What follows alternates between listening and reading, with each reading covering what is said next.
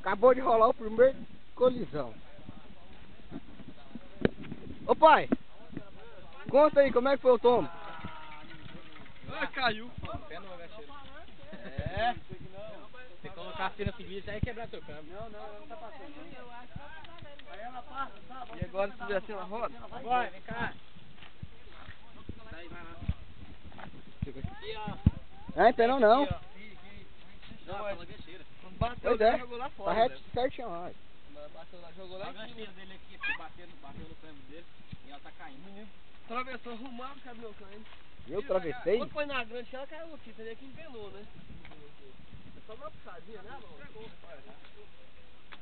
É meio, vira pro claro aqui. Vai pro ar, vai pro ar.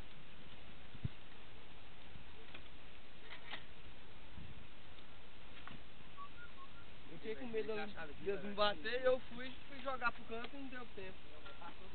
É engraçado, né, bicho? Há muito tempo atrás eu fui pra mountain bike, nós vinha com duas coisas, ó. O protetor de disco aqui, pai, e o protetor de câmbio aqui, ó. Por questão de peso e teste, a parte pessoal ninguém usa. E quase não fabrica mais também, entendeu?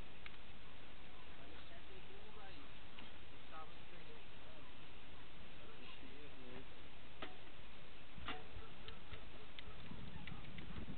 Igual, tá penou? Você também quem voltou? Isso aqui é o seguinte, aqui tem gente que quando eles estão competindo, às vezes alguma coisa assim, perde porcaria. Depois você vê o seguinte, você compra esse quadro seu aqui, os caras têm um ganchinho pra você, vamos supor, agora na guarda, entendeu? Ah, sim. O cara já correu atrás de uma, né? Oi? Você correu atrás de uma dessa, né? Um gancheiro dessa aí. Mas quando você puxou, ele não forçou a força, só o passador, a gancheira forte. Quando você puxou ele. Ei, Olha o carro. passa lá, Nath, olha o carro. Só o gancheiro. Pegou meu carro?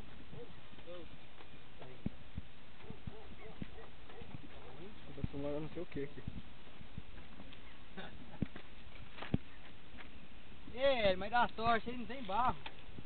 O Ed tava doido pra tirar a bicicleta de barro. O Ed aqui. Que é onde liga lá dentro? É. Bora. Cara é cobra, meu.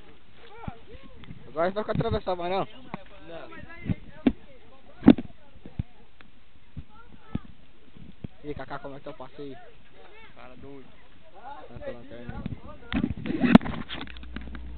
Saca foda. Você é bagaça, véi. Doido.